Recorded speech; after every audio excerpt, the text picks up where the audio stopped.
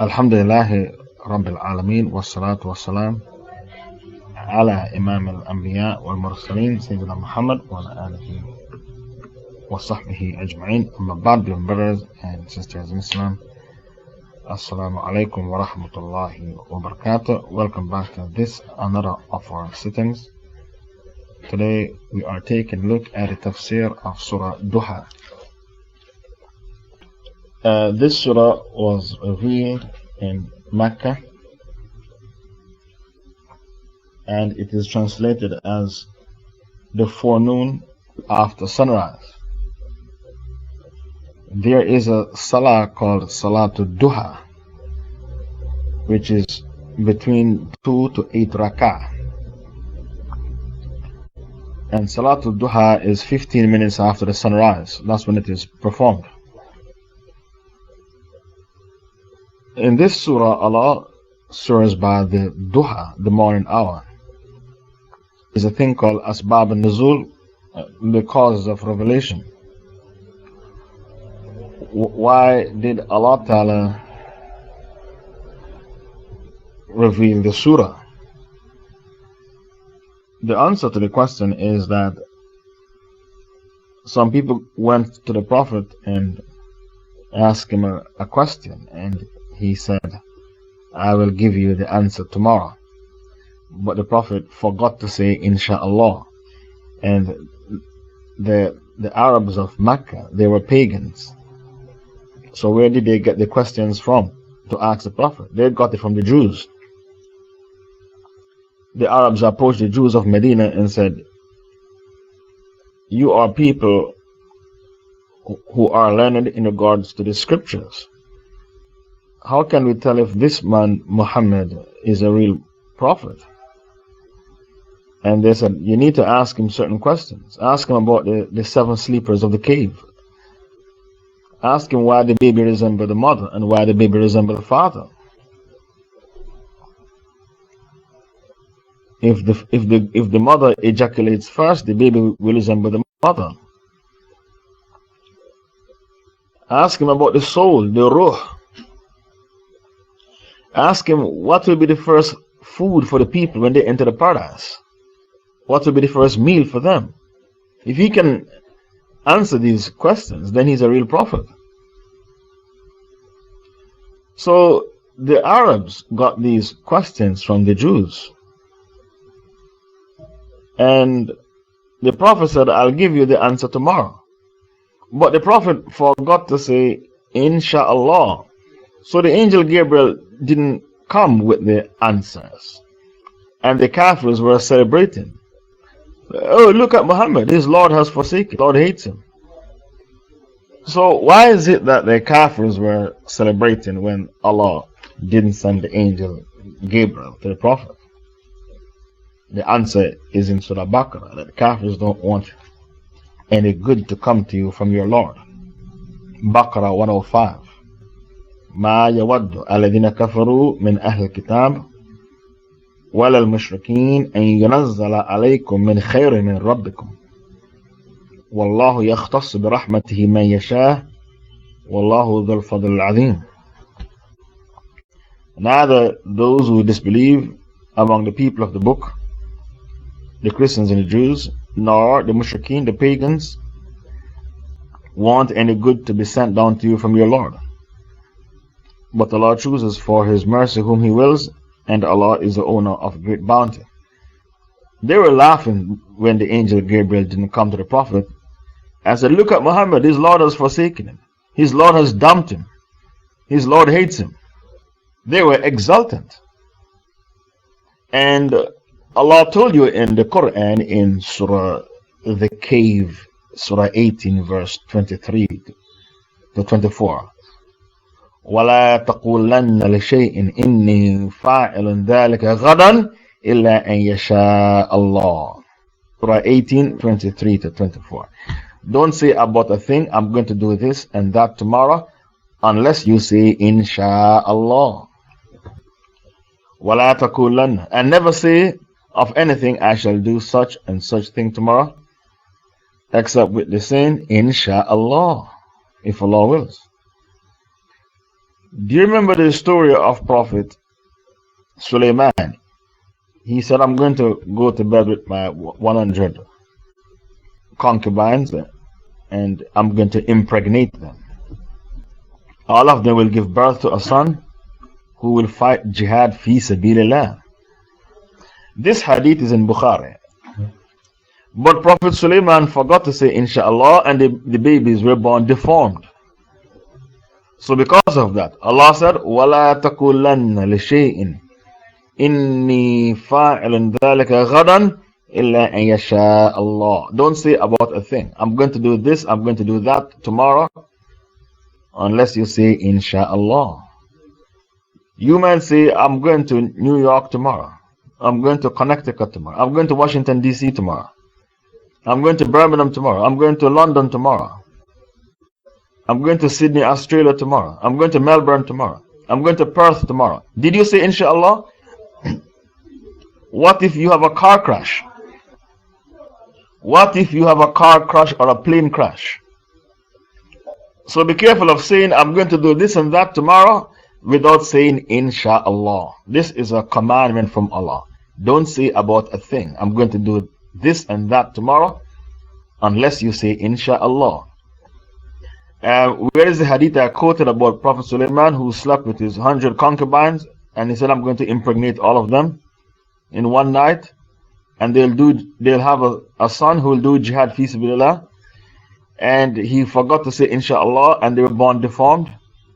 This hadith is in Bukhari.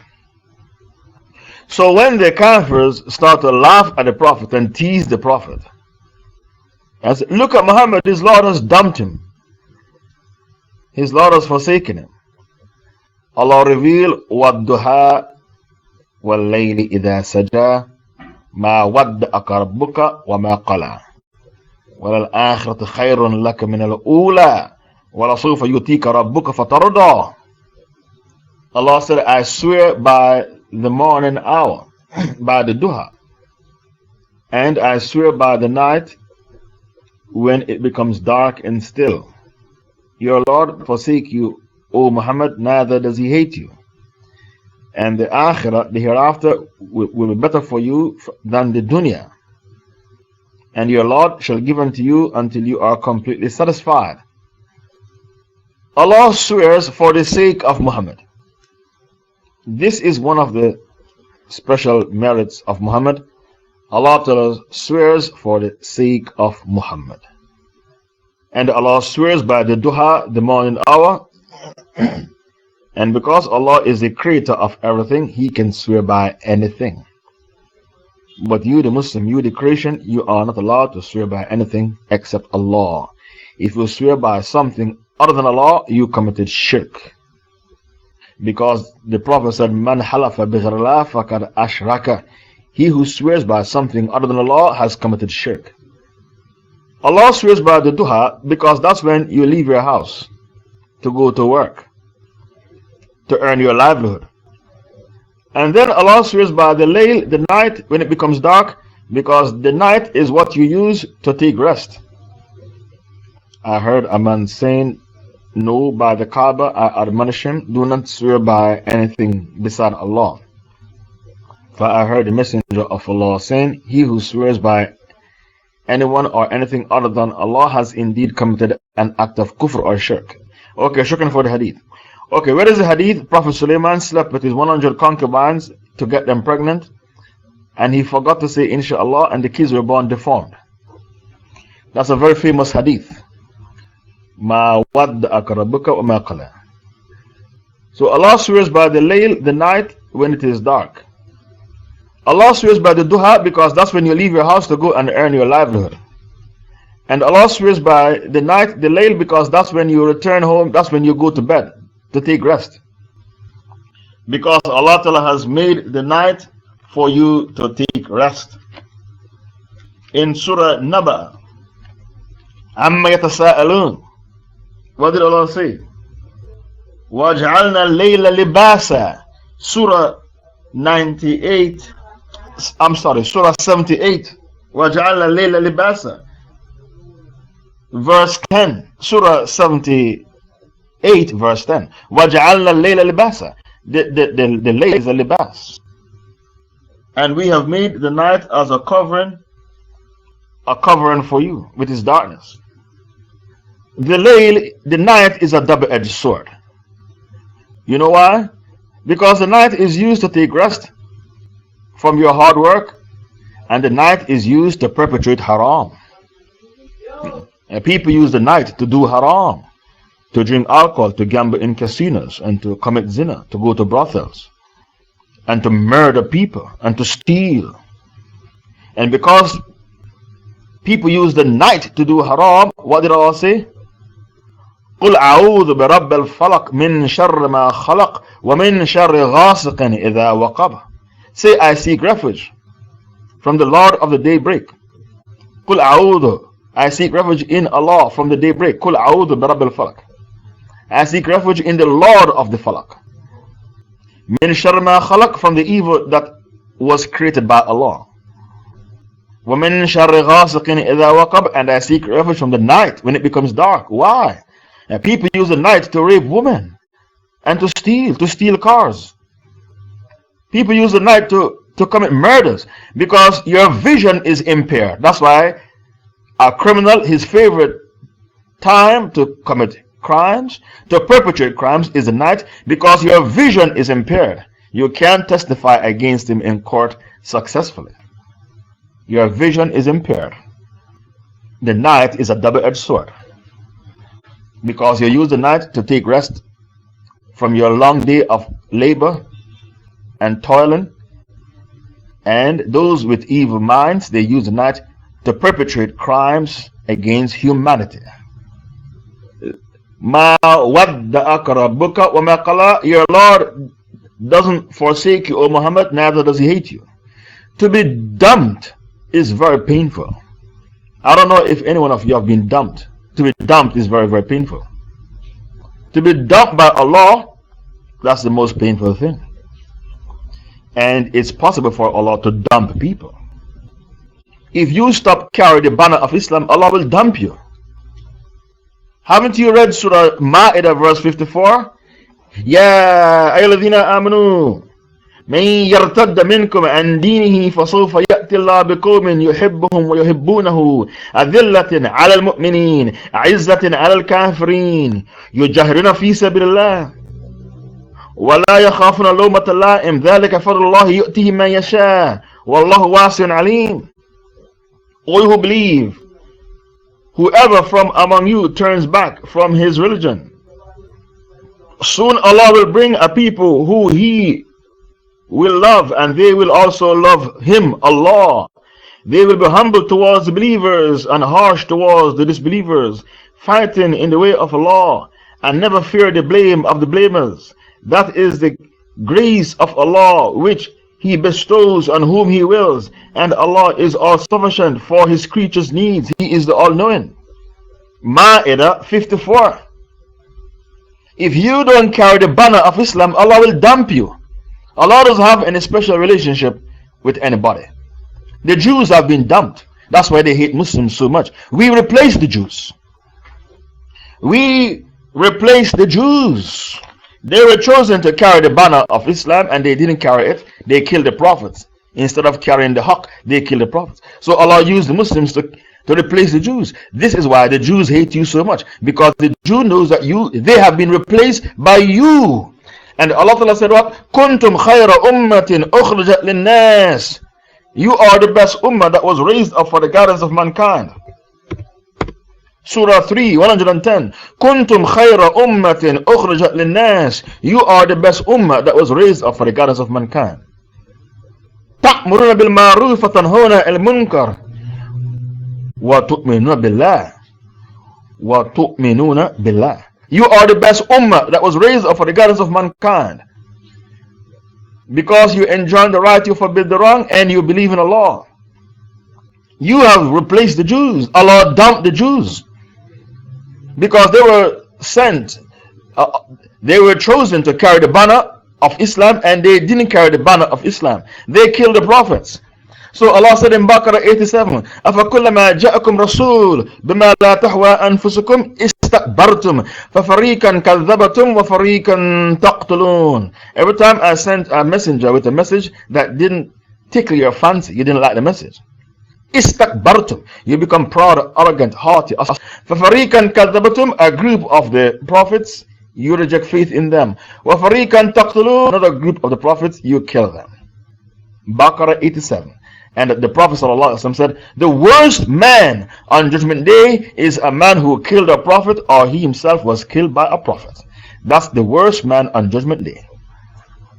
The man who killed a prophet or he himself got killed by a prophet. This hadith is collected by Bayhaqi. To be dumped in life is very, very painful. But to be dumped by Allah, that is the worst dumping. And Allah dumps people. Tawbah 67. What did Allah say about the munafiqeen? Tawbah 67. Nasullah fa nasiyahum innal munafiqeen humul fasiqun. They forget Allah, so Allah forgets them. They turn their back on Allah, so Allah turn away from them. They neglect Allah, so Allah neglect them. Tawbah 67. Allah dumps people. Haven't you seen a person who's a born Muslim? He can't recite the adhan or the iqamah. And he can't recite Surah Fatiha. But a revert memorized the entire Quran. I've seen that. A born Muslim can't recite Surah Fatiha, can't recite the adhan, can't recite the iqamah. Doesn't know this 6 pillars of Iman or the 5 pillars of Islam. He doesn't know anything, but a revert is able to recite the Quran from cover to cover. Allah dumps people. I brought you many evidences from the Quran to prove that Allah dumps people. The Kafirs were laughing at Muhammad. Look at Muhammad, his Lord has forsaken him, his Lord has dumped him. Then I told you why they were celebrating. Baqarah 105. They don't want any good to come to you. The kuffar don't want any good to come to you. Neither spiritually, nor physically, nor economically, nor militarily, nor technologically, nor socially, nor politically, nor nationally, nor internationally. No good whatsoever. Baqarah 105. They don't want any good to come to you from your Lord. So they will celebrate your downfall. When a person hates you, he celebrates your downfall. That is the reality of life. So Allah Ta'ala swears because the Kafirs lie on Allah. A person came to your house, 10 people came to your house, and your Samsung Galaxy got missing. Or which phone people go crazy for? The Samsung Galaxy, the BlackBerry, or the iPhone. These 3 phones. In some countries, if you don't have an iPhone, they spit at you. Or a Samsung Galaxy or a BlackBerry.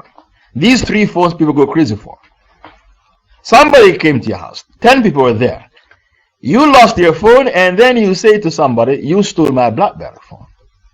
And the brother said, Wallahi, I swear by Allah who is above the arsh, I didn't steal your phone. Why did he swear? Because you are lying on him. That's why he swear.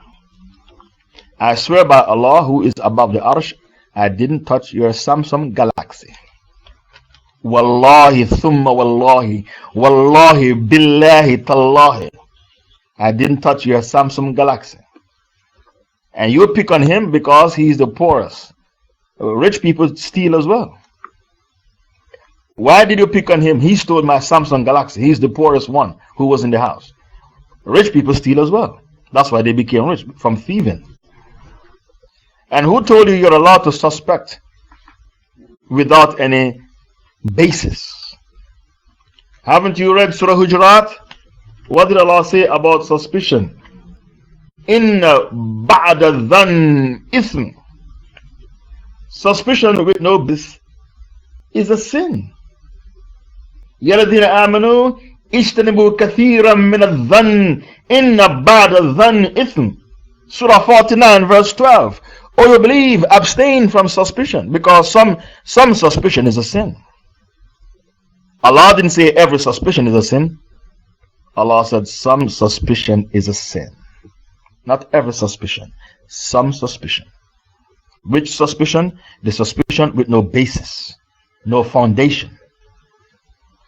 And when I was in university, I said to my Shaykh, what if a man produced a film in court that somebody was having an affair? Can we stone him to death? The Shaykh said no, because the video can be tampered with. You need live witnesses to see the pen in the ink, not the video. Because technology is so advanced, the video can be tampered with. So he said the video is just suspicion, not yaqeen, not certainty. Photograph is worse. That is easily tampered with. You can't stone a man to death with a photograph he was having an affair. You can't. Because the Shaykh said these things can be tampered with in the lab. And they only cause suspicion, not the yaqeen, not the certainty. For you to stone a man to death for adultery, 4 witnesses has to see the pen in the ink. Whenever Allah loves you, He tells the angel Gabriel.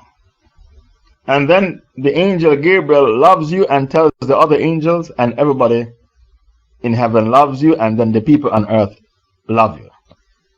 When Allah abhors you, He tells the angel Gabriel that He hates a person.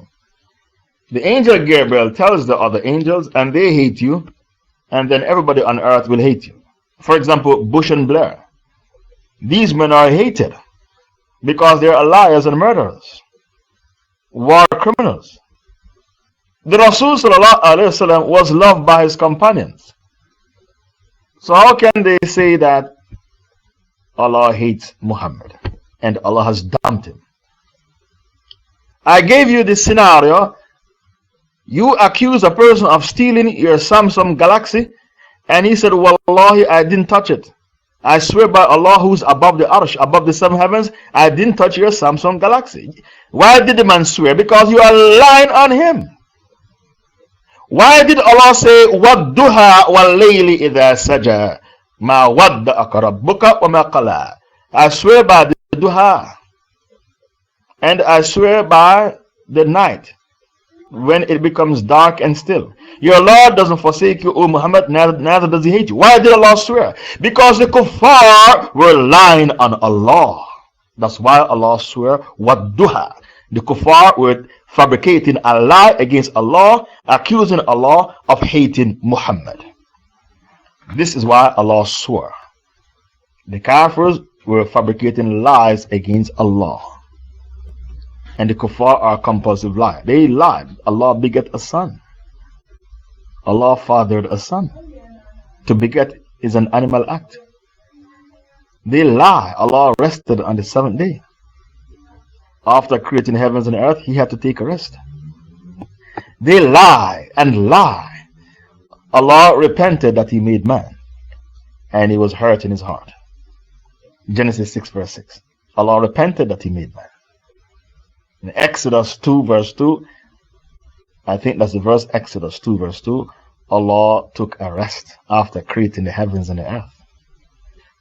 John 3 verse 16, for God so loved the world that He gave His only begotten Son. Allah begat a son, even though beget means to have sex. They accuse Allah of what? Begetting a son. And beget means to procreate. The modus operandi of a kafir is to lie on Allah. They even say the angels are the daughters of Allah. Genesis 2 verse 3, Shukran. Allah rested on the 7th day. They even say the angels are the daughters of Allah. The modus operandi of a kafir is to lie on Allah. So Allah said, فَاسْتَفْتِهِمْ الْرَبِّكَ الْبَنَاتِ وَلْهُمْ الْبَنُونَ أَمْ خَلَقْنَا الْمَلَائِكَ إِنَاثًا وَهُمْ شَاهِدُونَ أَلَا إِنَّهُمْ مِنْ إِفْقِهِمْ لَيَقُولُونَ Surah Safat 149 to 151. Ask them, the pagan Arabs, you take for yourself sons and give me a lot of daughters? They buried their girl children alive. They said, we have sons, but Allah has daughters. So you choose sons for yourself and give me a lot of daughters. Surah Safat, Surah 37, 149 to 151. Surah 37, 149 to 151. Now ask them, O Muhammad, are there only daughters for your Lord and sons for them? They buried their girl children alive. They choose sons for themselves and give me, Allah, daughters. Or did we create the angels as females while they were witnesses? Did we call you to be witnesses when we were creating the angels? Did you see me creating the angels and giving them female private parts? Who told you that they are females anyway? Did I call you to be a witness when I was creating the angels? Verily, it is their falsehood that they, the Quraysh, fabricate against Allah. The modus operandi of a kafir is to lie on Allah. The Christians do it, the pagan Arabs do it, the Jews do it, the goofy Sufis do it, the Saudi Salafis do it. They all lie on Allah. The goofy Sufis say Allah is everywhere, and when I debate with them and said, is Allah in the pigsty? They got upset. Why are you upset? You say Allah is everywhere. If you can't take the heat, don't stay in the kitchen. Why did you fabricate a lie on Allah, and when I checkmate you, you got upset?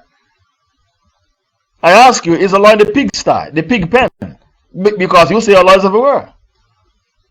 If you did not speak kufr, I wouldn't have checkmated you. You got checkmated because you spoke kufr. Every kafir lie on Allah, not just the kafirs of Quraysh. The Jews said Allah's hands are tied. What they say? Allah's hands are tied. Surah 5 verse 64. Surah 5 verse 64. Allah's hands are tied. The Jews claim that. And Quraysh said what? Allah beget kids and the angels are the daughters of Allah. The angels are the daughters of Allah. And the Christians, they say Allah repented that He made man. Allah made Tawbah that He made man. Allah had to make Tawbah that He made man because man became out of control. Every kafir lie on Allah. You, the Muslim, you are the only person who is not guilty of this kufr. And because of that, Allah said what? Kuntum khayra ummatin ukhrijat linnas. You are the best ummah that was raised up for the guidance of mankind. And the reason what saved you from falling into the web of the Satan to lie on Allah is Tawheed Asma wa Sifat. That saved you. Your concept of Tawheed Asma wa Sifat. To describe Allah with His 99 names and attributes, and to abstain from describing Allah with names and attributes He did not use to describe Himself. Your concept of Tawheed Asma wa Sifat saves you from lying on Allah, from fabricating a lie against Allah. Even when Prophet Yusuf was in Egypt in prison, and the Kafirs who were in prison with him asked him to interpret their dreams. Before he opened his mouth to interpret the dreams, he invited them to Tawheed. What did he do? He invited them to Tawheed. Surah 12, 39 to 40. And he was appalled with their creed, their aqidah, because they lied on Allah. The Kafirs he was with in prison in Egypt, they lied on Allah. So before he opened his mouth to go interpreting dreams for them, he invited them to Tawheed, not 2 Tawheed or 3 Tawheed. He invited them to the 4 branches of Tawheed. So he said, Ya sahibay as-sijn, arbab tafarikun khair, amillah al-wahir al-qahar. O you 2 companions of the prison, are different lords better, or the one Lord, Allah, who is the irresistible? Then he said, you do not worship beside Him, but only names which you have named. You forge these names. What did Yusuf say to them? The names that you are using to serve Allah, to describe Allah, you fabricated these names, you forged these names, you and your fathers and forefathers before you, you are guilty of lying on Allah because these names are forged. He did not give you any authority to describe Him by these names. The commandment is only for Allah, Tawheed Hakimiyya. And Allah has commanded that you worship none except Him, Tawheed Ibadah.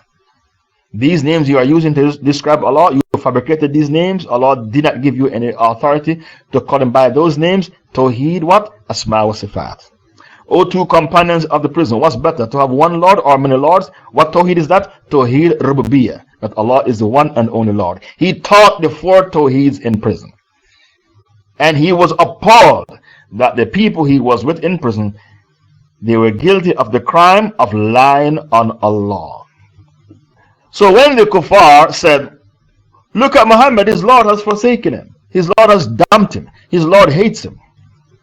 They lied on Allah, they fabricate a lie against Allah. So Allah swears, وَالدُّهَا وَاللَّيْلِ إِذَا سَجَى مَا وَدَّأَكَ رَبُّكَ وَمَا قَلَى. I swear by the morning hour, the duha, and there is a salah called Salatul Duha, between 2 to 8 rakah. 15 minutes after sunrise is Salatul Duha. I swear by the duha, the morning hour, and I swear by the layl, the night. And the night is a double-edged sword. You use it to take rest. And people use it to commit crimes because your vision is impaired. And when the night comes, people are split into 3 categories. Some go to bed so they did not gain from the night or lose.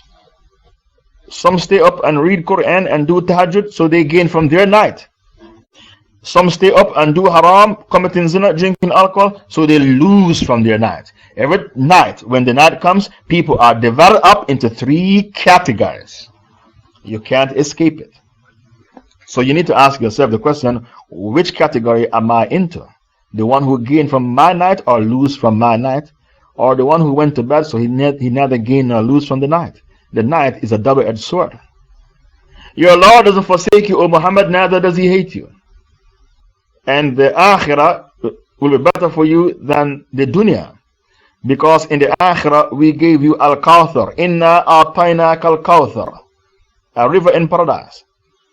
We have savor for you, O Muhammad, al-Kawthar. Inna a'tainaka al-Kawthar. Fasalli li rabbika wanhar inna shani'aka huwa al-abtar.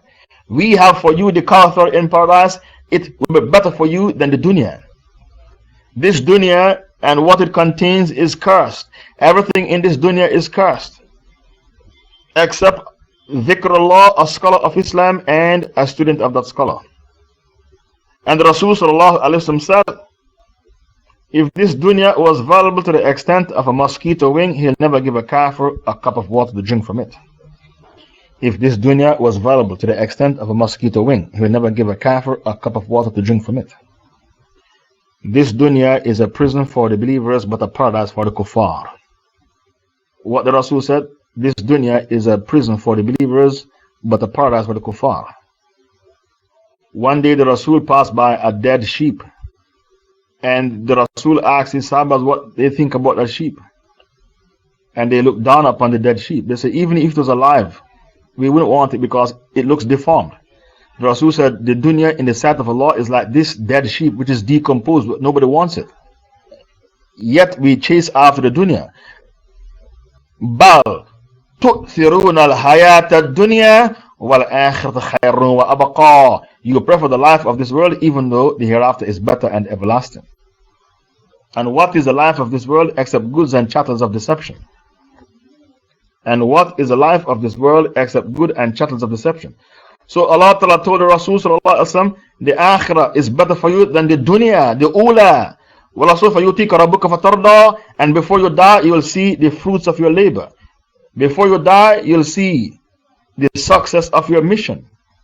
Some people start a movement and they had a vision and they remain focused on the vision, but they did not see the success of their movement. Their grandchildren saw it, but the founder of the movement didn't see it. You, Muhammad, you saw the whole of the Arabian Peninsula fell to Islam over a short period of 23 years. This is the meaning of the ayah, وَلَسَوْفَ يُؤْتِيكَ رَبُّكَ فَتَرْضَى. Your Lord shall give unto you, O Muhammad, until you are completely satisfied. Before you die, you'll see the success of your mission. You'll go to your grave as a happy man. and half the people of paradise will be from your ummah alone. Can you find the hadith? Half the people of paradise will be from the ummah of Muhammad. I learned it from the lips of my sheikhs. Even the kuffar, when they write books about the greatest men in history, they said the greatest man to walk earth was Muhammad. Kuffar admitted. Because he was the only man in history to combine the political aspect of life with the economic aspect and the spiritual aspect. All aspects of life was combined by Muhammad. And Allah Ta'ala said, when you look at the character of Muhammad, you'll find the most excellent example. لَقَدْ كَانَ لَكُمْ فِي رَسُولِ اللَّهِ أُسْوَةٌ حَسَنَةٌ لِمَنْ كَانَ يَرْجُو اللَّهَ وَالْيَوْمَ الْآخِرَ وَذَكَرَ اللَّهَ كَثِيرًا. Surah Ahzab, verse 21.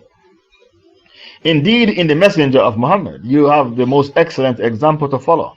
For him who hopes for the meeting with his Lord and to remember Allah abundantly and to meet Allah on the last day.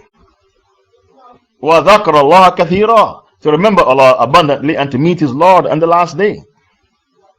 Even kuffar admit the most perfect human being to walk earth, the most successful, was Muhammad.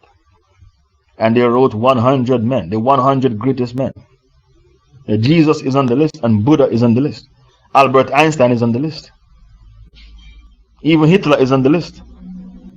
But they said the greatest man to walk earth was Muhammad. Over a short period of 23 years, he was able to convert the entire Arabian Peninsula to Islam.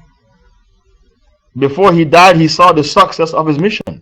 This is the meaning of the ayah, وَلَسَوْفَ يُؤْتِيكَ رَبُّكَ فَتَرْضَىٰ. Your Lord shall give unto you, O Muhammad, until you are completely satisfied. Would you be pleased if you were a quarter of the people of paradise? They said yes. He said, would you be pleased if you a third of the people of paradise? They said yes. He said, would you be pleased if you were half the people of paradise? They said yes. He said, by the one in whose hand is my soul, the soul of Muhammad, I hope that you will be half the people of paradise. No one will enter paradise except a Muslim.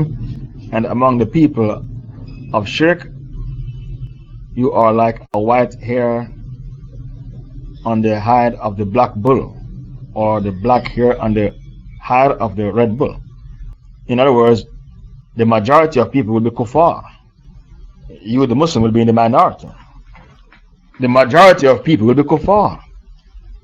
When the Prophet was in Mecca, he was busy giving the dawah, and he was filled with zeal and enthusiasm to give the dawah.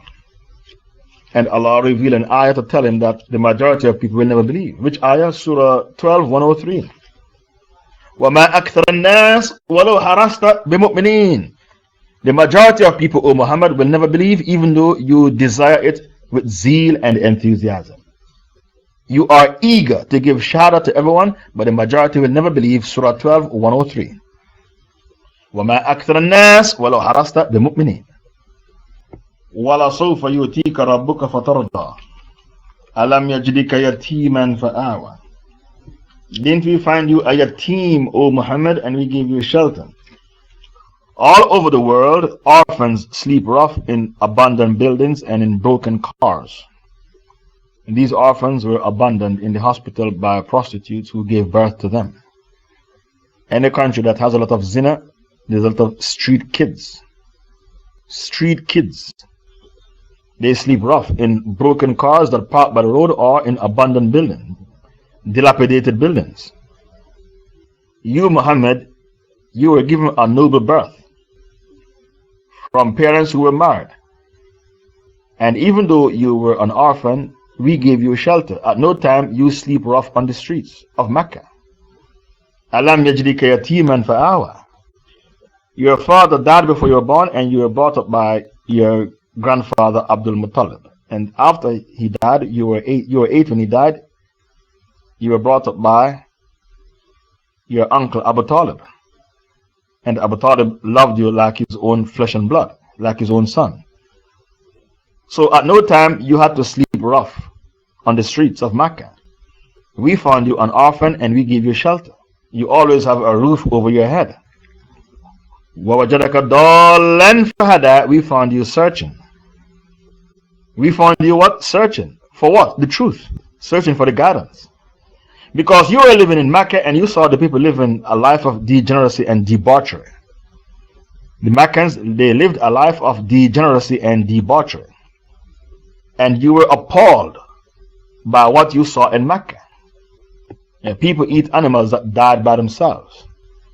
People buried their girl children alive. Prostitution was rife in Mecca. Aisha said that the women who used to do business, they had a flag in their yard. And when people come to Mecca, if they see the flag in their yard, they'll know that woman is doing business. And business means prostitution. Wars and rumors of wars were rife. Tribal wars. Tribes killing tribes. That was rife in Mecca. People used to make tawaf around the Kaaba naked. Because when you go to Mecca, you can't just make tawaf. You have to rent uniforms from Quraysh. And if you did not bring enough money to rent the uniforms, you were forced to make tawaf naked. And Quraysh, they don't give a damn if you're a man or a woman. It's your fault. Why didn't you bring enough money to rent the uniforms to make tawaf? People used to make tawaf naked. So the Rasul ﷺ didn't like what he saw in Mecca. So he used to go in the cave of Hira to contemplate, to meditate, to ponder over the miserable, appalling, and pathetic state of his people. Is there a cure to heal the wounds of my people? Is there a remedy to cure the ailments of my people? They are swimming in degeneracy and debauchery. And he was wondering, what is the cure to heal the ailments of my people? They are swimming in degeneracy and debauchery. And the worst crime they committed was to worship 360 idols inside and around the Kaaba. That's worse than zina. The worst crime is shirk. So while he was in the cave of Hira contemplating, meditating, Allah sent the angel Gabriel to come to him and said, Iqra, read. Iqra, read. He said, Ma ana biqari, I cannot read. And the angel said 3 times, Iqra, read. Then the angel said, Iqra bismi rabbika alladhi khalaq. خلق الإنسان من علق. اقرأ وربك الأكرم الذي علم بالقلم علم الإنسان ما لم يعلم. 5 verses were revealed. Read in the name of your Lord. I'm quoting Surah 96. Surah 96, the first 5 verses. Read in the name of your Lord, who has created all that exists. He has created man from a clot, sperm mixed with ovum. Read, and your Lord is the most bounteous, the most generous, the most kind. He has taught man by the pen. He has taught man that which he knew not. This night, when the angel squashed him 3 times and said, Iqra, read, is called the night of power, Laylatul Qadr. It took place, according to the majority of scholars, the 27th night of Ramadan. So while he was in the cave contemplating, meditating upon the people, the pathetic state of his people, they take riba, they make tawaf around the Kaaba naked, they bury their girl children alive, they eat animals that got sick and died by themselves, they make tawaf naked, and they worship 360 idols inside and around the Kaaba, and they dabbled in black magic and soothsaying, fortune telling, and they carried out tribal wars, rumors of wars that drug on for many, many decades. The Prophet could not take it anymore. He could not take it. So he used to go in the cave of Hira to contemplate and meditate. Is there a cure to heal the ailments of my people? They are suffering from various types of ailments. So while he was in the cave contemplating, meditating one night, the angel Gabriel came and said, Iqra, read. Read in the name of your Lord, who has created all that exists. He has created man from a clot, a piece of thick, coagulated blood. Read, and your Lord is most bounteous, the most kind. He has taught man by the pen, he has taught man that which he knew not. These were the first 5 verses to be revealed from the Quran, and these verses were revealed in the 27th night of Ramadan, which is called the night of power. Then he dashed down from the hill and went to his wife Khadija and said, Zammiluni, Zammiluni, cover me, cover me. And he explained to his wife what took place with him in the cave. And she said, Kalla wallahi, your Lord will never disgrace you. Because you bring people together who are breaking up. You stop tribal wars. And you assist the poor and the weak. Never will your Lord disgrace you. And she took him to her cousin, Waraka ibn Nawfal, to explain to Muhammad what happened to him in the cave. Her cousin, Waraka ibn Nawfal, said, the same angel that revealed the Torah to Moses on Mount Sinai has revealed something to you. And I wish I would be alive when your own people drive you out. The Prophet got surprised. He said, Awa mukhrijiyahum, will they really drive me out of Mecca? Waraka ibn Nawfal said, anytime a man comes with the message that you have brought, his own people turn against him and drive him out. That was a prediction of Waraka ibn Nawfal. The scholars differ who was the first Muslim. Is it Khadija or Waraka ibn Nawfal? Those who say Waraka ibn Nawfal, you can't dismiss their argument. Do you know why? Because he said the same angel that revealed the Torah to Moses on Mount Sinai has revealed a book to you. And your people will drive you out. So he declared the prophecy of Muhammad. Waraka ibn Nawfal. He declared the prophecy of Muhammad. So those scholars who said he was the first Muslim, you can't dismiss their argument. Their argument is strong. This is the meaning of the verse, وَوَجَدَكَ ضَالًّا فَهَدَى. We found you searching, and we gave you the guidance. Hada. The most important thing in your life is guidance. Because when you pray, you beg Allah for one thing in Surah Fatiha. What do you say? Ihdinas siratal mustaqim.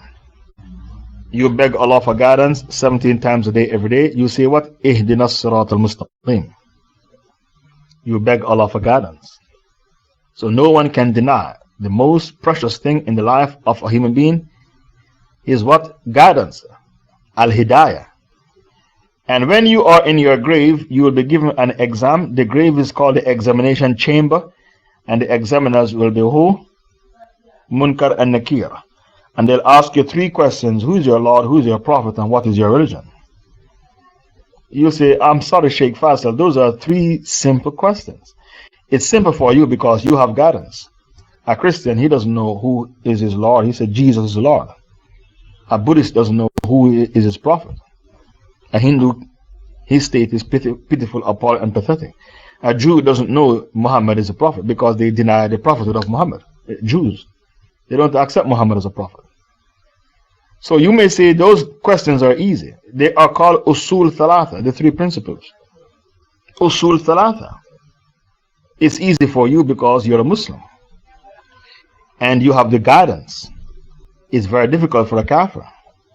So the grave is the examination chamber. And the examiners are Munkar and Nakir. How many questions? 3 questions. Who is your Lord? Who is your Prophet? What's your religion? Usul Thalatha, the 3 principles. And because everyone will have to sit the exam, what did Allah say? وَالْعَصْرِ إِنَّ الْإِنسَانَ لَفِي خُسْرٍ إِلَّا الَّذِينَ آمَنُوا وَعَمِلُوا الصَّالِحَاتِ وَتَوَاصَوْا بِالْحَقِّ وَتَوَاصَوْا بِالصَّبْرِ. Except those who believe and work righteous deeds and encourage each other to hold fast to the truth and encourage each other to have sabr. Why Allah said mankind is in a state of loss? Because death is knocking on our door. Everyone will die. Kullu nafsin dha'iqatul maut. Every soul will face death. And we have an examination to sit in the grave, and people are not preparing for that exam because they are not embracing Islam. They are hung on to Christianity or Judaism or Hinduism and Buddhism. And when they go inside the grave to sit the exam, they shall fail, because one of the laws of nature says what? He who fails to prepare has got to be prepared to fail. That is one of the laws of nature. So when Allah said, وَوَجَدَكَ ضَالًّا فَهَدَى, we found you, O Muhammad, searching, and we gave you the guidance. Make no mistake about it. Guidance is the most precious thing in the life of every human being. And because of that, we say in Surah Fatiha, Ihdinas siratal mustaqim 17 times a day, every day. Siratal ladina an'amta alayhim. The way of those you have blessed. An'amta, blessed. Ghayr al-maghdubi alayhim, not the way of those who gain your anger. وَلَا and those who are astray. So there are three types of people mentioned in Surah Fatiha. أَنْعَمْتَ عَلَيْهِمْ, those who Allah has blessed. مَغْضُوبْ عَلَيْهِمْ, those who gain Allah's anger, Allah's curse. ضَالِينَ, those who are astray. أَنْعَمْتَ عَلَيْهِمْ are the Muslims. The Muslims are أَنْعَمْتَ عَلَيْهِمْ, those who Allah have blessed. Allah has blessed. And the مَغْضُوبْ عَلَيْهِمْ are the Jews. And the ضَالِينَ, they are the Christians. So there are three types of people mentioned in Surah Fatiha. Those who are blessed, أَنْعَمْتَ عَلَيْهِمْ, those who are cursed, and those who are astray. The Muslims are blessed, the Jews are cursed, and the Christians are astray. And because the Muslims are blessed, the natural resources are to be found in Muslim countries. The natural resources of the world are to be found in Muslim countries. Even in Syria, they have oil there. Did you know that? In Syria, there's oil. Even in Malaysia, there's oil. Even in Brunei, there's oil. So because the Muslims are blessed, the natural resources are to be found in Muslim countries. Because we are the An'amta alayhim. And those who are cursed are the Jews, and those who are astray are the Christians. وَوَجَدَكَ عَائِلًا فَأَغْنَى, we found you in poverty and we give you wealth. The wealth that we give you is the wealth of Khadija. That is the tafsir. We found you in poverty and we give you wealth. The wealth of Khadija. So how can Allah hate you if Allah gave you deen and dunya? How can Allah hate you if Allah gave you the guidance, the most precious thing in life? If you hate a person, you don't guide him, you give him wrong advice to destroy him. When you hate a person, you give him the wrong advice to destroy him. These kafirs are laughing at you and say, oh, look at Muhammad, his Lord has dumped him and his Lord hates him. Allah is saying, we found you a yatim, an orphan, and we gave you shelter. We found you searching for the guidance and we gave you the guidance. The most precious thing in life is guidance. We found you in poverty and we gave you wealth, the wealth of Khadija. So how can we hate you? And we gave you deen and dunya. So the kafirs are lying. And the reason Allah said, what DUHA, Allah swear, is because they fabricate a lie against Allah. So Allah took it personal and Allah swears. What DUHA wal layli idha saja. Ma wadda'aka rabbuka wa ma qala. I swear by the morning hour and I swear by the night when it is dark. Your Lord doesn't forsake you, O Muhammad, neither does he hate you. Don't listen to these kuffar. Their modus operandi is to lie. They are compulsive liars. They lie on me, Allah, on many, many occasions. That's their repertoire. They are compulsive liars. Don't listen to the kuffar. It's not good adab to remind a person of the good things you did for them. But sometimes it's necessary. If a person is ungrateful, sometimes it's necessary you remind them of the good things you did for them. So why is Allah reminding Muhammad about the good things he did for Muhammad? To strengthen his faith, to give him yaqeen, to give him iman. Don't listen to this kuffar. I don't hate you and I don't dump you. I don't dump you and I don't hate you. Don't listen to this kuffar. They are compulsive liars. Their modus operandi is to lie. They lie on me on many, many occasions. They say, my hands are tied. Ma'idah 64. They say, I am poor, but they are rich. Surah 3, 181. They say, I beget a son, I father a son, even though I have no wife. John 3, verse 16. For God so loved the world that he gave his only begotten son. They claim that I had to take a rest on the seventh day when I created the heavens and the earth. Exodus 2, 3. They claim I repented that I made man. I made Tawbah that I made man. Genesis 6, verse 6. The modus operandi of a kafir is to lie. They are compulsive liars. So for them to lie about Iraq having weapons of mass destruction, that's easy for them. They lie on Allah. Not even Allah is spared from their lies. We found you in poverty and we gave you the wealth of Khadija. We gave you deen and dunya. How can we hate you? فَأَمَّا الْيَتِيمَ فَلَا تَقْهَرْ. As for the orphan, don't drive away. Remember where you are coming from. You were an orphan as well. You, Muhammad, you were an orphan. Don't forget where you are coming from. Look after the orphan. The uphill road is to free a slave. فَلَقَتَحَمَ الْأَقَبَةِ. What is the uphill road? To free a slave. وَمَا أَدْرَاكَ مَا الْأَقَبَةِ فَكُّ رَقَبَةٍ. Or إِطْعَامٌ فِي يَوْمٍ ذِي مَسْغَبَةٍ. And to feed poor people on the day of famine. The day of famine. يَتِيمًا ذَا مَقْرَبَةٍ. And to look after the orphan who is close to you, your niece or your nephew. Or miskinan dha matraba, or the miskin. The poor man who's so poor, he can't find food, he has to go to the trash can and look for food that people dump outside McDonald's, Kentucky, Burger King. That was Surah 90, Surah Balad I was quoting from. The Rasul said the best home is a home in which the orphan is properly treated, and the worst home is a home in which the orphan is badly treated. I repeat the hadith. It's in Bukhari. The best home is a home in which the orphan is properly treated, and the worst home is a home in which the orphan is badly treated. وَأَمَّا السَّائِلَ فَلَا تَنْهَرْ. And as for the beggar, don't drive away. There are two types of beggars. The one who begs for knowledge and the one who begs for money. Don't drive away the beggar. There are two types of beggars. The one who begs for knowledge and the one who begs for money. A blind man came to the Prophet, Abdallah ibn Maktoum. O Muhammad, taught me the things Allah taught you. And the Prophet frowned and turned away. He frowned and turned away. What did Allah say? Abasa wa tawalla and ja'ahu al-a'ma. He frowned and turned away because the blind man came to him. That blind man became a Muslim. He took Shahada. Because he was blind in his eyes, but he wasn't blind in his heart. The real blind man is not the man who's blind in his eyes. The real blind man is the man who's blind in his heart. If he's blind in his heart, he's finished. Abasa wa tawalla and ja'ahu al-a'ma. He frowned and turned away because the blind man came to him. That blind man took Shahada. That blind man used to go for jihad. Even though there is no blame on the lame, if you did not go for jihad, that blind man used to go for jihad. And after Allah corrected the Prophet, anytime the blind man would come in the midst of the Prophet, he would get up and give the blind man his seat and said, this is the man Allah corrected me for in the Holy Quran. He would get up and give the blind man his seat and said, this is the Sahaba Allah corrected me for in the Holy Quran.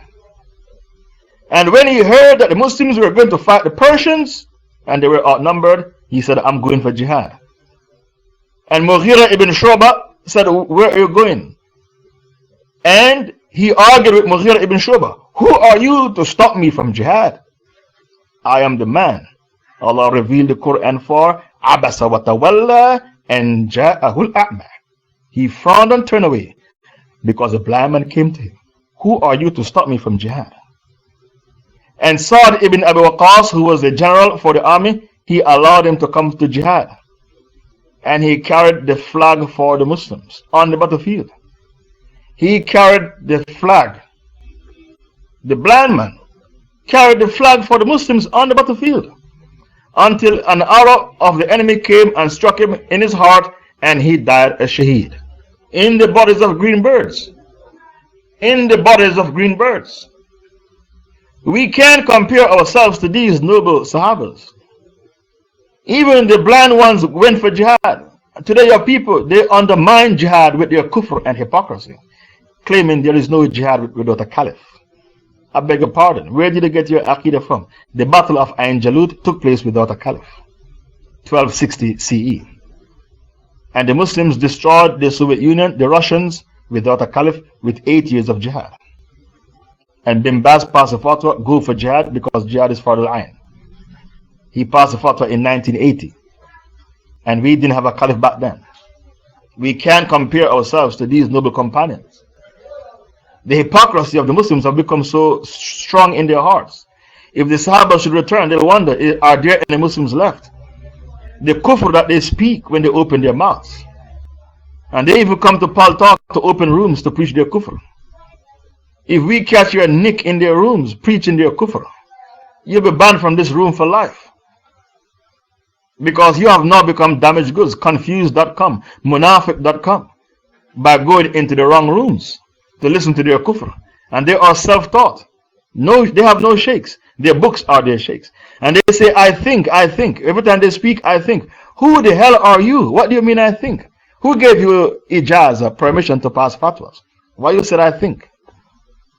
When we do our fiqh lessons in this room, can't you see we bring the fatwa of the classical scholars? I'm sure you see that every evening. Every evening, we bring the fatwa of the classical scholars. That's why people are afraid to debate with us. Because we don't give our own opinions. There are two types of beggars. The one who begs for knowledge and the one who begs for money. Begging is haram. The person who is allowed to beg is the one who suffered a calamity, like his house got burnt down. Fire gutted his house. The man who is young, healthy, and strong, who refuses to work and beg, it is haram. And the Prophet said he's swollen in his belly the fire of Jahannam. Because begging is haram. Why is it haram? It takes away your honor, your dignity, and your prestige. That's why it is haram. And your honor is one of the 6 sacred things. As for hiding knowledge, another hadith about begging is better to spit firewood and sell than to beg. You're better off to spit firewood and sell than to beg. And the one who begs is swallowing fire of Jahannam in his belly. On the authority of Abu Hurairah, the Messenger of Allah said, whoever asks the people for money in order to amass more wealth is asking for a burning coal, so let him ask for less or more. Okay, shukran. And the one who begs will be resurrected with no flesh on his face. Sahih Bukhari Muslim. Okay, shukran. It's better for you to spit firewood and sell than to beg. Bukhari and Muslim. These are the hadiths about begging. The only man who's allowed to beg is a man who suffered a calamity. Fire, for example, fire gutted his house. He can beg because of his calamity. The earthquake, the tornado, the storm took away everything he has. He can beg. But the person who becomes a professional beggar, refuses to work and become a beggar, he is doing haram. And these 3 hadiths that I quoted, they are applicable to him. The other person who you are not supposed to shun is one who begs you for knowledge. And I quote you the story of Abasa wa Tawalla, the blind man who came begging the Prophet for knowledge. Allah corrected the Prophet because he frowned and turned away from the blind man. Baqarah 159. Allah warns you about hiding knowledge. Baqarah 159.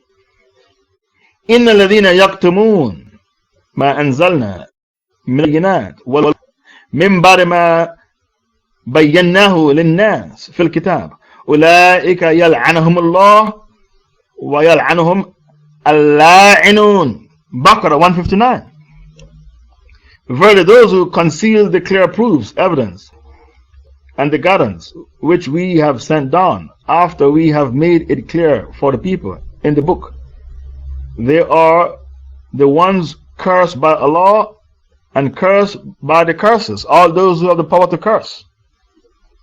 The angels have the power to curse. And the oppressed man has the power to curse. The oppressed woman has the power to curse. So angels have the power to curse. And who else? The person who is oppressed. He has the power to curse. And because he has the power to curse, when the Rasul was sending Mu'adh bin Jabal to Yemen, what did he say? وَاتَّقُوا الدَّعْوَةَ الْمَظْلُومِ فَلَيْسَ بَيْنَهُ بَيْنَ اللَّهِ حِجَابٌ. Fear the dua of the man who is oppressed, because there is absolutely no barrier between him and his Lord. The oppressed man has the power to curse, or the oppressed woman. And when a person begs you for knowledge, and you did not give the knowledge to them, and they need the knowledge, you are oppressing them. And when a person is a wicked scholar, hiding knowledge from the people and pass dodgy fatwas, and he wants to make tawbah, his tawbah has to be made publicly, not secretly, publicly. Because Allah said in Baqarah 160, the tawbah of a sheikh has to be done publicly. So Allah said, إِلَّذِينَ تَابُوا وَأَصْلَحُوا وَبَيَّنُوا فَأُولَٰئِكَ أَتُوبُ عَلَيْهِمْ وَأَنَا التَّوَّابُ الرَّحِيمُ. Baqarah 160. Except those who repent and do righteous deeds and openly declare the truth which they conceal. These I will accept their repentance and I am the one who accepts repentance, the most merciful.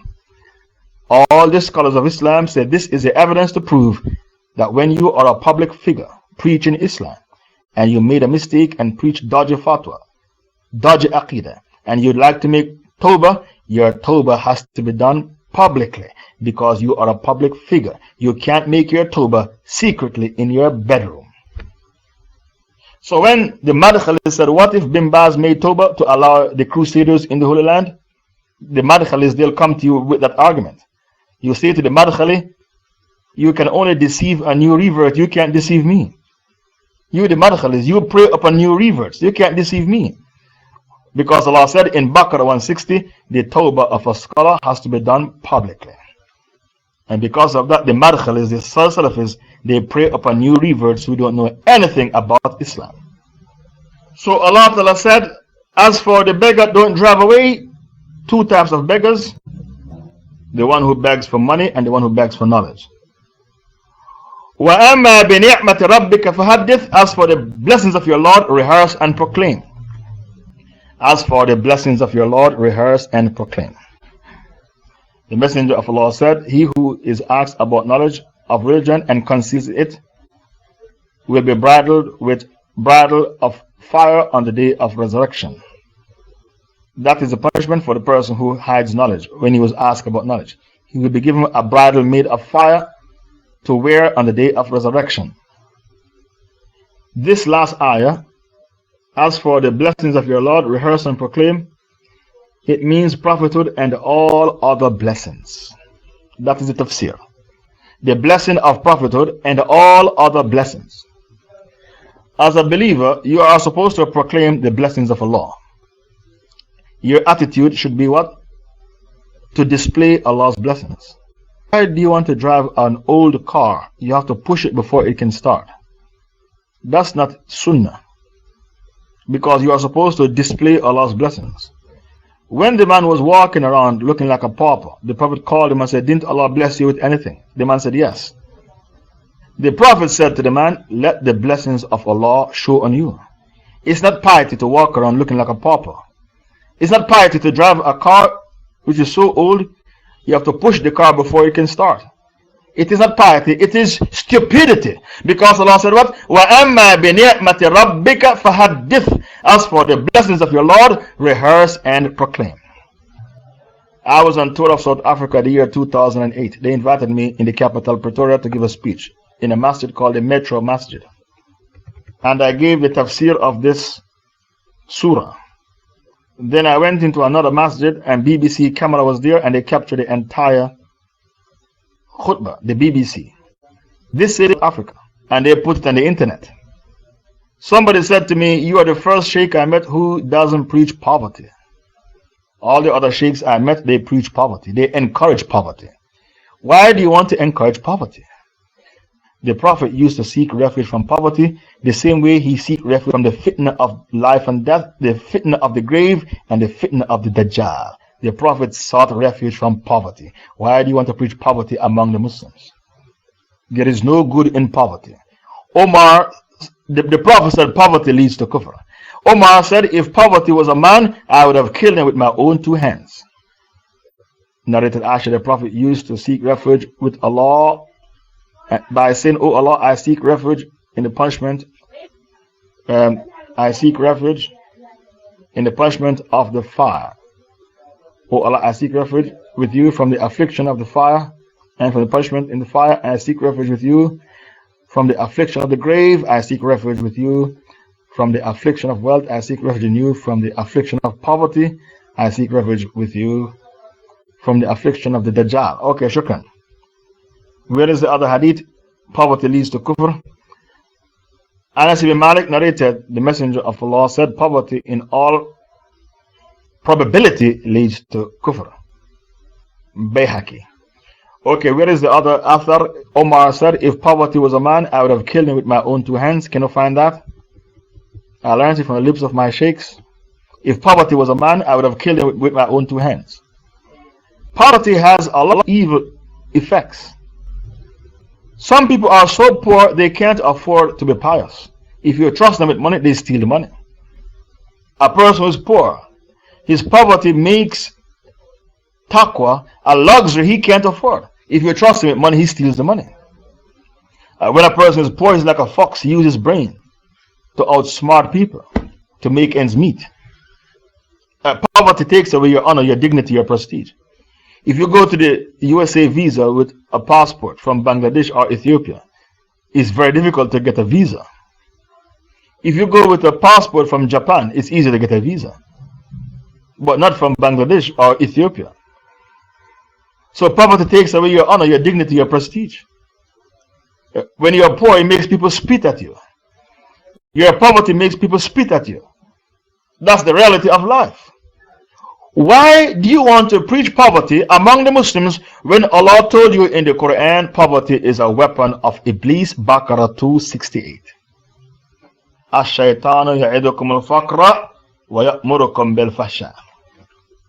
The shaitan threatens you with poverty, and then he commands you to do fahsha, indecent intercourse. Baqarah 268. The tafsir is the shaitan threatens with poverty and then he forces you into prostitution. That's the tafsir of the ayah. What the ayah is saying, Baqarah 268, poverty causes prostitution. Is the single factor for prostitution. Baqarah 268. Ash-shaytanu ya'idukum al-faqra wa ya'murukum bil-fahsha. That's the tafsir that I got from my sheikhs. The shaitan threatens you with poverty and then he forces you into prostitution. Look, even the person who translated the verse puts in brackets, even these illegal sexual intercourse, he's spoon feeding you by telling you what is the tafsir of the ayah. George Bush went on a trip in Africa and he was preaching against the AIDS virus and he said abstention, abstention, abstention. People should abstain from sex. That's the message of George Bush. And he said, I'm a born again Christian. And the UN and the WHO and the Red Cross and all the people who are working on the ground, they said that message of abstention cannot work. A girl in Africa, age 14, and she's starving. If she doesn't have sex, she's going to die. Bush is from a rich family. He was born with a gold spoon in his mouth. He has never suffered poverty or seen poverty. What does he know about the world? He doesn't know anything about the world. That's why the Red Cross and the WHO and all the humanitarian, the World Food Program, all the humanitarian organizations told Bush the abstention message can't work. Because if a girl in Africa is starving, she has to have sex to survive. So that abstention message, it can't survive. What you should do is spread the country with condoms. But to preach abstention is not possible. Because people are starving. They need to have sex to survive. So the way forward is to spread the countries with condoms, not to preach abstention. It can't work, that message of abstention. Bush, from a rich family, born with a gold spoon in his mouth, has never suffered hunger. He has never seen poverty. What does he know? He doesn't know anything. He doesn't know the fiqh al-waqi, what poverty is. So Allah said, وَأَمَّا بِنِعْمَةِ رَبِّكَ فَحَدِّثْ. As for the blessings of your Lord, rehearse and proclaim. Therefore, don't feel guilty about wealth. You are not allowed to feel guilty about wealth. Because the rich man who is thankful is better than the poor man who is patient. It's not a hadith, it's just a saying I learned from my sheikhs. The rich man who is thankful is better than the poor man who is patient. Because the poor man, all he has is patience. He has nothing else. And Allah did not curse wealth in the Quran. Surah 28, verse 77. Allah instructed you how to utilize the wealth. Allah didn't curse wealth. Allah instructed you how to utilize wealth. Surah 28, verse 77. So Allah said, وَابْتَغِ فِي مَا آتَاكَ اللَّهُ الدَّارَ الْآخِرَةَ وَلَا تَنْسَى نَصِيبَكَ مِنَ الدُّنْيَا وَأَحْسِنْ كَمَا أَحْسَنَ اللَّهُ إِلَيْكَ. But seek with the wealth which Allah has bestowed on you the hereafter. Use the wealth to seek hereafter. And do not forget your portion of legal enjoyment in the dunya. Do not forget your portion of halal enjoyment in the dunya. Don't be boring. Enjoy yourself, Allah is saying. Have fun, but in a halal way. وَلَا تَنْسَى نَصِيبَكَ مِنَ الدُّنْيَا. and do not as and do good as Allah has been good to you. Be kind the way Allah was kind to you. Be kind with your wealth because Allah was kind to you. Don't be like Qarun, who refused to pay zakah and said, the people who are poor, they are poor because they are stupid. I am rich because I'm clever, and I'll never pay zakah. Don't be like him. And then he paid a prostitute to say Prophet Musa slept with her, and the earth swallowed him up, took him in front of the people, he and his mansion. Be good like Allah was good to you, mean be kind with your wealth because Allah was kind to you by giving you wealth. Verily Allah likes not the mufsidun, and seek not mischief in the land. Don't use your wealth to spread mischief in the land. Don't be like the kuffar who use their wealth to snort crack cocaine or to sleep with prostitutes and to gamble in casino. Anytime a kafir gets rich, he uses wealth to snort crack cocaine, to sleep with prostitutes, and to gamble away in casinos. Don't use your wealth to spread mischief on the earth. وَلَا تَبْغِ الْفَسَادِ فِي الْأَرْضِ إِنَّ اللَّهَ لَا يُحِبُّ الْمُفْسِدِينَ. Don't use your wealth to spread fasad on the land because Allah doesn't like the mufsideen, those who are mischief makers, the mischief mongers. Brothers and sisters, this is a tafsir of Surah Duha. I'll take 3 questions. And please put this tafsir out with the notes as soon as possible because I don't think we have notes for this. I think it's the first time we have notes for this. I'm taking 3 questions. This is the tafsir of Surah Duha. It's very unfortunate. Some people, they arrive late. I don't know why, but many people arrive late. It's very unfortunate. When I was studying in Saudi Arabia, my car got a puncture, a flat tire, and I arrived late. And the teacher didn't let me in the class, even though I was pet. Still, I couldn't get in. So you are very cavalier about the acquisition of knowledge. You arrive when you feel like.